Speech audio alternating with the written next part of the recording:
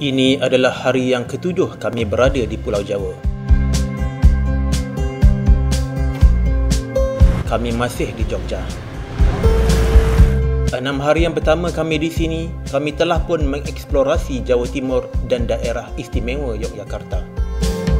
4 episod yang pertama siri Transjava ini memaparkan pengalaman kami setakat ini. Anda boleh menonton kesemuanya di pautan playlist di atas.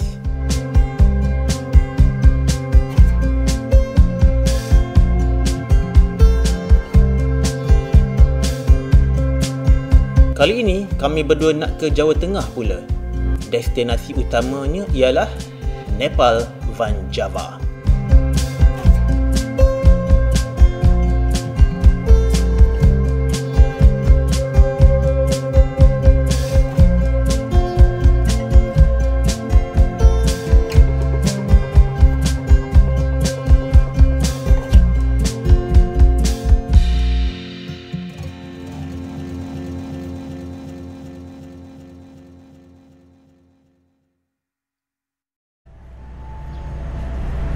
Selatan Maliboro. Kita nak cari makan pagi ni. Breakfast pagi. Kereta mari lalu dia orang tutup pagar. Ni dah. Kalau nak makan tu titik Maliboro boleh lah. Titik.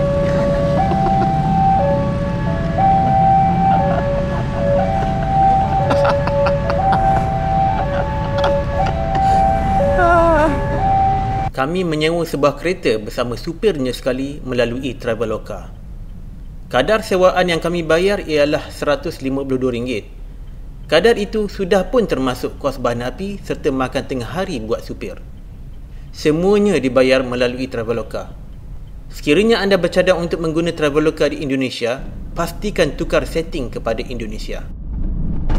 Di pinggiran Gunung Sumbing itulah terletaknya Nepal Van Java. Semakin kami menghampiri gunung itu, semakin tebal lawannya. Akhirnya puncak Gunung Sumbing tidak lagi boleh dilihat. Ya, kelihatan.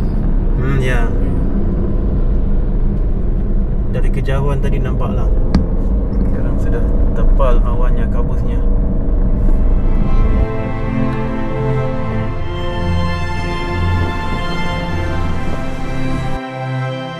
Perjalanan sejauh 65 km itu mengambil masa lebih kurang 2 jam. Kami meletakkan kereta sewa di sebuah parkir berbayar di Nepal Van Java. Kami menjelajah Nepal Van Java tanpa supir kami.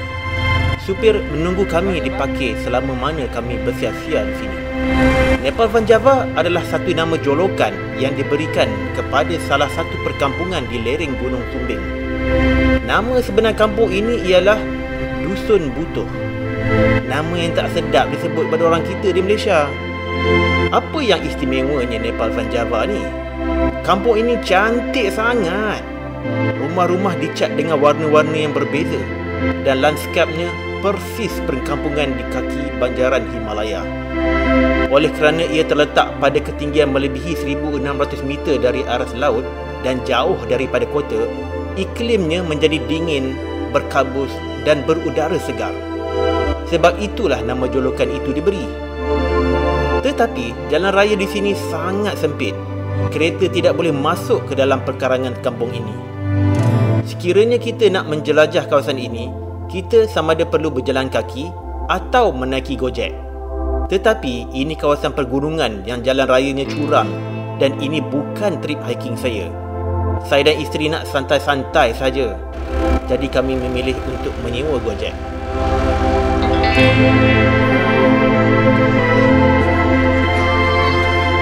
Yuran masuk ke Nepal Van Java ialah sebanyak RM45,000 untuk satu orang.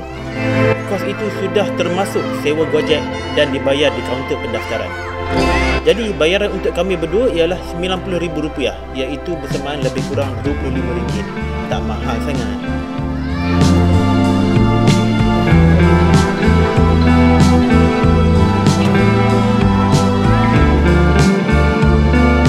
Selamat datang ke Nepal Van Java.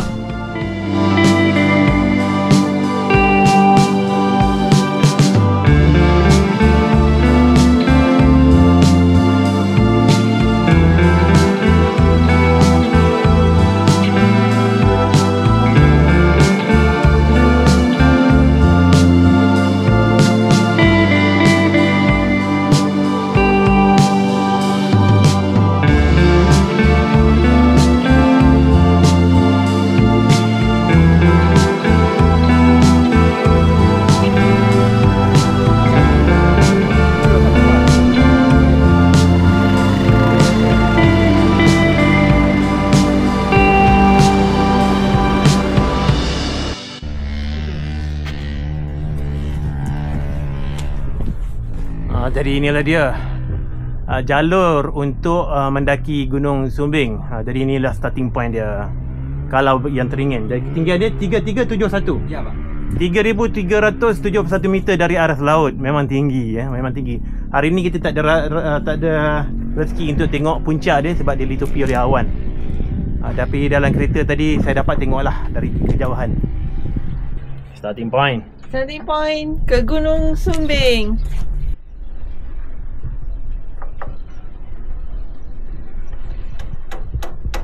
Di lereng gunung ini kita boleh nampak banyak ladang pertanian. Sebab lereng gunung ni dengan lava daripada tanah gunung berapi, debu-debu gunung berapi dan lava, dia menjadikan tanah ni sangat-sangat subur untuk tanaman. Banyak jenis tanaman ada di sini. Sayur-sayuran dan pelbagai macam lagi. Mengerus.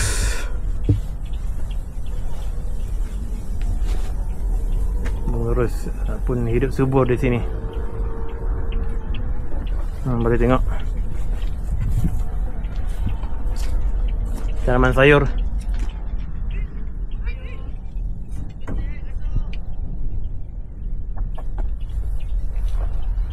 Pokok bawang.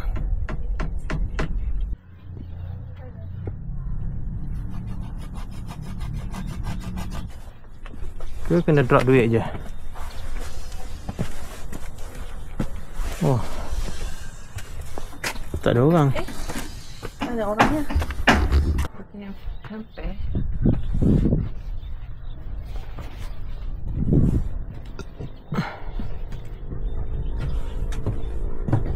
Nepal Vanjava. Ialah ladang sayur-sayuran. Nepal Vanjava, walaupun huruf N dia terbalik tapi cantiklah juga.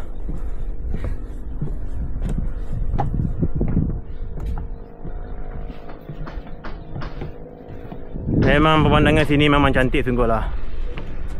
Kalau langit cerah especially.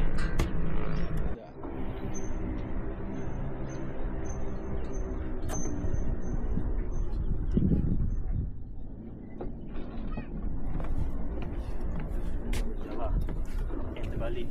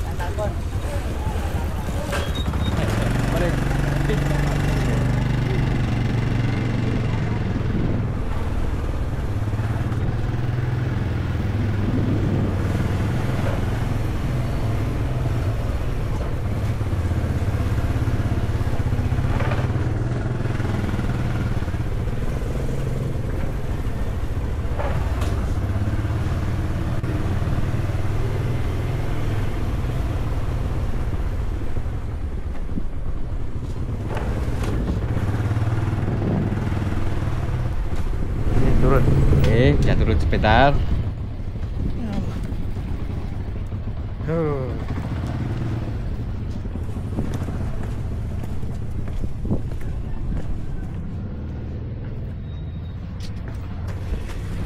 Dekat stretch ni kita kena turun, bagi motor turun sendiri. Tidak habis jatuh semua orang.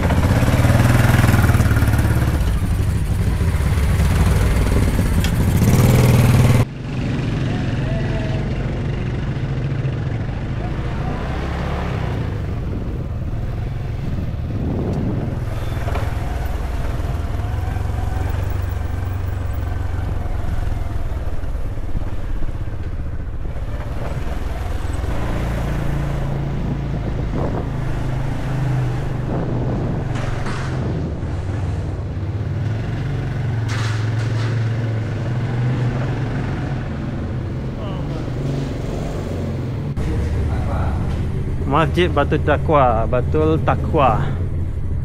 Oh, di sana Wat Siam punya kuil pun ada di situ. Dekat saja. Dan ini masjidnya. Masjid Batu Taqwa.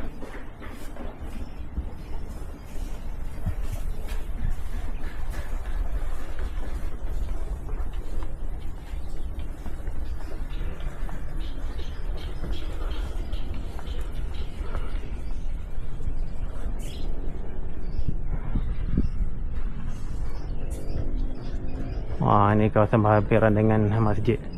Memang cantik lah. Nyaman saja, dingin. Kalau bermalam di sini memang seronok lah. Fly drone sekejap.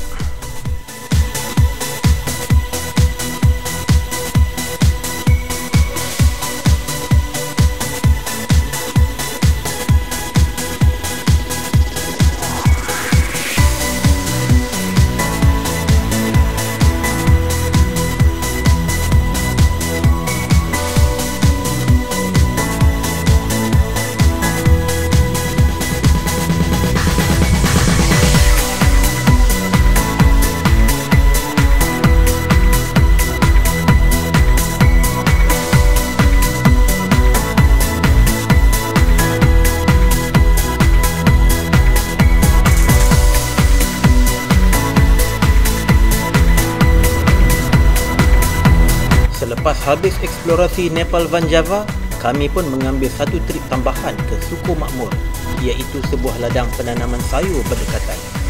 Tetapi upah gojeknya agak mahal, RM65,000 seorang, dan yuran masuk pula RM10,000. Jadi untuk 2 orang kami membayar sejumlah RM41.70. Tambang gojek sebenarnya boleh ditawar lagi, tapi kami memilih untuk tidak menawar.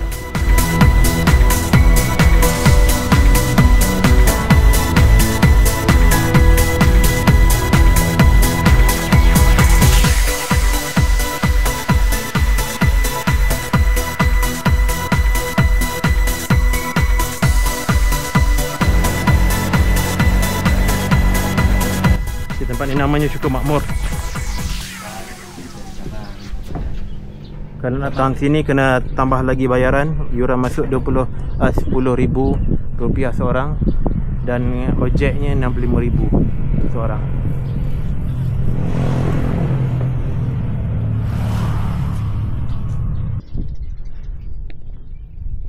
Suku Makmur, kawasan pertanian. Besar betul kawasan pertanian dia. Penduduk setempat buat berbagai-bagai jenis pertanian di sini. Sayur fresh.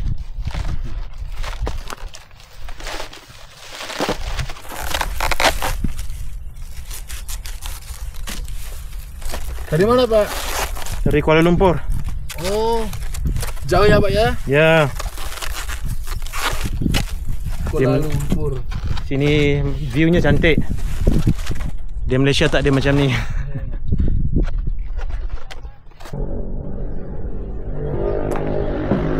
Penambaran sedang berlangsung.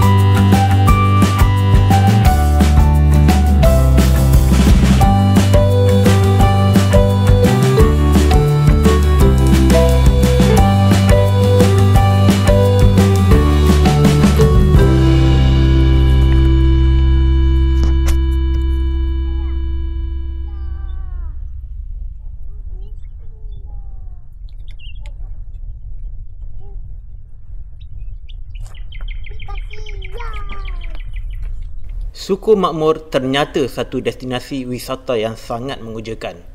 Bentuk muka bumi di lereng Gunung Sumbing sungguh memukau. Sekiranya datang ke Nepal Van Java, jangan lepaskan peluang untuk juga mengunjung ke Suku Makmur.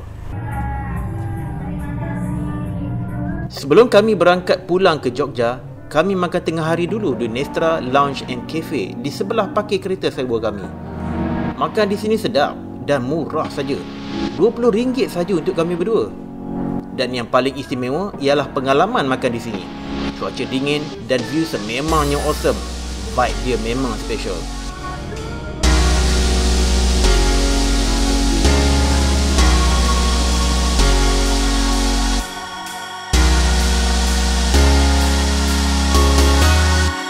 Nepal Van Java adalah satu destinasi yang saya tidak teragak-agak untuk ulang sekali lagi sekiranya saya datang lagi ke Jawa Timur atau datang melawat saudara mara sekali lagi di Jogja.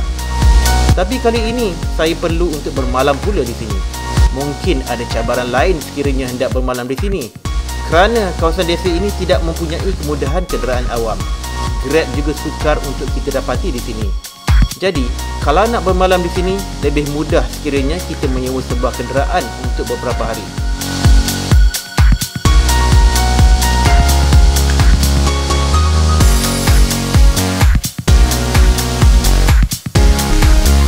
Setakat ini sahaja perkongsian saya kali ini. Tapi teruskan sedikit lagi untuk melihat sedutan daripada episod yang akan datang tentang pengembaraan Trans Java kami berdua. Destinasi seterusnya ialah Kota Bandung.